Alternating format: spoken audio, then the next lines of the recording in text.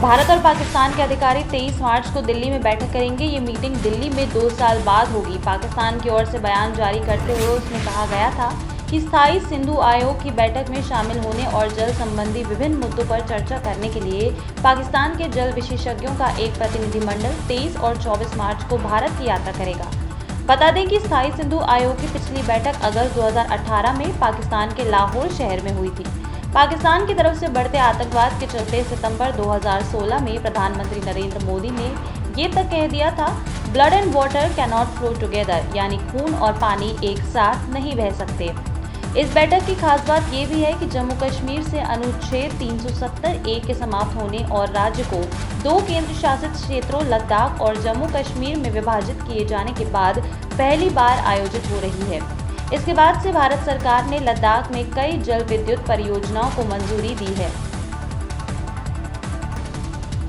जम्मू कश्मीर के शोपियन में हुई मुठभेड़ में सुरक्षा बलों ने 3 आतंकवादियों को मार गिराया है। दक्षिण कश्मीर के मनिहाल इलाके में 2 से 3 आतंकियों के छिपे होने की जानकारी मिली थी, जिसके बाद जम्मू कश्मीर पुलिस और सुरक्षा कर्मियों ने सर्च ऑपरेशन चलाकर आतंकियों को घेर लिया गया था। जानकारी के मुताबिक सुरक्षा बलों का इलाके में सर्च ऑपरेशन जारी है। आशंका है कि कुछ और आतंकी छिपे हो सकते हैं। बता दें, केंद्रीय रिजर्व पुलिस बल ने गुरुवार को बताया था कि 2020 से जम्मू कश्मीर में ऑपरेशन के दौरान 226 आतंकवादी मारे गए थे, जबकि 296 पकड़े गए हैं। बॉलीवुड के जाने माने फिल्म मेकर लेखक सागर सरहदी का निधन हो गया है। उनका निधन सोमवार की सुबह मुंबई के सायन इलाके में हुआ। सागर सरहदी का अंतिम संस्कार आज 12 बजे सायन अस्पताल के पास स्थित शवदाह गृह में किया जाएगा। बताया जा रहा है कि सागर सरहदी कई दिनों से बीमार चल रहे थे। उन्होंने खाना पीना तक छोड़ दिया था। सागर सरहदी की उम्र अभी 78 साल की ही थी। फिल्ममेकर सागर सरहदी का जन्म पाकिस्तान के अबोटाबाद में हुआ था, लेकिन वो पाकिस्तान छोड़कर दिल्ली आ गए थे, जिसके बाद वो मुंबई पहुंचे, जहां उन्होंने सिनेमा जगत में कई संघर्ष किए और फिल्मी दुनिया में अपना करियर बनाया। फिल्म इंडस्ट्री में उनकी गिनती बेहतरीन कहानीकारों में होती है। सागर सरहदी तब सुर्खियों में आए थे जब 1976 में उनकी फिल्म कभी कभी सिनेमाघरों में आई थी। इस फिल्म में रेखा और अमिताभ बच्चन ने काम किया था। सागर सरहदी ने सिलसिला, चांदनी, रंग, जिंदगी, कर्मयोगी, कहो ना प्यार है जैसी सुपरहिट फिल्मों के लिए कहानी लिखी है। देश भर में एक बार फिर से कोरोना के मामले तेजी से बढ़ रहे हैं। हाल ही में उत्तराखंड के नए मुख्यमंत्री बने तीरथ सिंह रावत की रिपोर्ट कोरोना पॉजिटिव आई है। इस बार की जानकारी उन्होंने ट्विटर के माध्यम से दी है। सीएम तीरथ सिंह रावत ने ट्वीट करते हुए कहा कि मेरी कोरोना रिपोर्ट पॉजिटिव आई है। फिलहाल मैं ठीक हूँ, परेशानी की कोई बात नहीं है। मैंने अपने आप को डॉक्टरों की निगरानी में आइसोलेट कर दिया है। उन्होंने आगे ये भी कहा कि बीते दिनों जो लोग मेरे संपर्क में आए हैं वो जाँच जरूर करवाएं। बता दें कि उत्तराखंड के मुख्यमंत्री तीरथ सिंह रावत ने जब से सूबे की कमान संभाली है, तभी से वो अपने बयानों को लेकर विवादों में हैं। तीरथ सिंह रावत ने बीते दिनों एक बयान दिया था। उन्होंने कहा था कि वृद्ध जीन्स हमारे समाज को टूटने का मार्ग प्रशस्त कर रही है। इससे हम बच्चों को बुरे उदाहरण दे रहे हैं, जो उन्हें नशीले पदार्थों के सेवन की ओर लेकर जाते हैं। इसके बाद से वो विवादों में आए हुए हैं। देश भर में कोरोना वायरस महामारी से जंग के खिलाफ वैक्सीनेशन कार्यक्रम काफी तेजी से चलाया जा रहा है। महामारी के केस बढ़ने के साथ ही देश भर में टीकाकरण अभियान को भी तेज कर दिया गया है।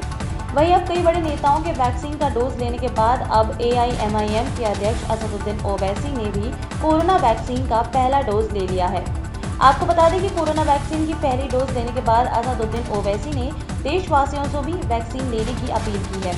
असदुद्दीन ओवैसी ने ट्वीट करते हुए कहा, टीकाकरण आपको कोरोना महामारी से सुरक्षा में मदद करता है और बाकियों के लिए खतरा भी कम होता है। उन्होंने कहा, जो लोग टीकाकरण के लिए योग्य हैं वो जल्द से जल्द अपॉइंटमेंट लेकर वैक्सीनेशन करवा लें। AIMIM चीफ असदुद्दीन ओवैसी इससे पहले कोरोना वैक्सीन को लेकर कई सवाल उठा चुके हैं। ओवैसी ने सीरम इंस्टीट्यूट ऑफ इंडिया के तहत बनी कोविशील्ड पर जर्मनी की सरकार के अधिकार होने की बात को लेकर वैक्सीन पर सवाल उठाए थे। ओवैसी ने सरकार से इस मामले को लेकर सफाई देने के लिए भी कहा था। हालांकि अभी ओवैसी ने कौन सी वैक्सीन लगवाई है, इसे लेकर उन्होंने कोई जानकारी साझा नहीं की। बंगाल में होने वाले विधानसभा चुनावों को लेकर सत्ताधारी TMC और बीजेपी के बीच जुबानी जंग जारी है। मुख्यमंत्री ममता बनर्जी द्वारा बीजेपी को बाहरी बताने के बाद बीजेपी ने ममता को बाहरी बताया था, जिसके बाद ममता बनर्जी ने अपनी बाहरी छवि को हटाने के लिए नंदीग्राम में रहने के लिए 2 घर किराए पर लिए हैं। ममता ने नंदीग्राम के रेयापाड़ा इलाके में 2 घर किराए पर लिए हैं ताकि वो चुनाव के दौरान यहां रह सकें। साथ ही ममता ने एक रैली को संबोधित करते हुए कहा था कि वो जल्द ही नंदीग्राम में अपना पक्का मकान बनाएंगी ताकि वो लोगों से सही समय पर मुलाकात कर सकें। जानकारी के मुताबिक ममता ने नंदीग्राम में 2 घर किराए पर लिए हैं। उन्होंने एक घर साल के लिए तो दूसरा घर 6 महीने के लिए लिया है। नंदीग्राम के रेयापाड़ा स्थित ये दोनों घर 100 मीटर की दूरी पर स्थित हैं। ममता द्वारा किराए के घर लेने पर टीएमसी ने कहा है कि ममता बनर्जी को बाहरी बताने की शुभेंदु अधिकारी की कोशिशें बेकार थी। वो बंगाल की बेटी हैं। बता दें कि ममता ने नंदीग्राम से चुनाव लड़ने की घोषणा करने के बाद से ही घर तलाशना शुरू कर दिया है। बॉलीवुड इंडस्ट्री के मोस्ट हैंडसम एक्टर में गिने जाने वाले अभिनेता कार्तिक आर्यन कोरोना वायरस की महामारी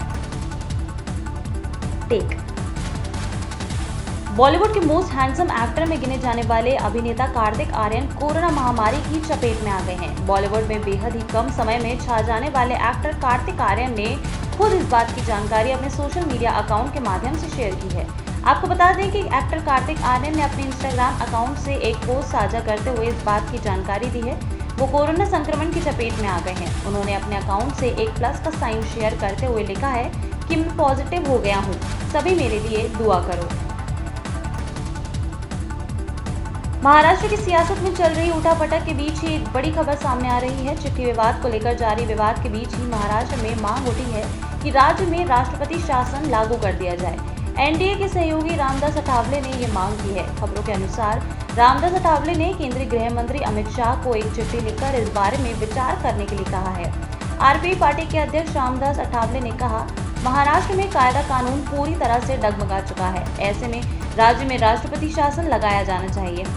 आपको बता दें कि चिट्ठी कांड में फंसे महाराष्ट्र के गृह मंत्री अनिल देशमुख को लेकर जहां राज्य के विरोधी दल महाराष्ट्र सरकार पर दबाव बना रहे हैं, तो वहीं सत्ता पक्ष ने साफ कह दिया है कि अनिल देशमुख का इस्तीफा नहीं होगा। अब देखना ये होगा कि महाराष्ट्र की सियासी उठापटक का अंजाम क्या होगा।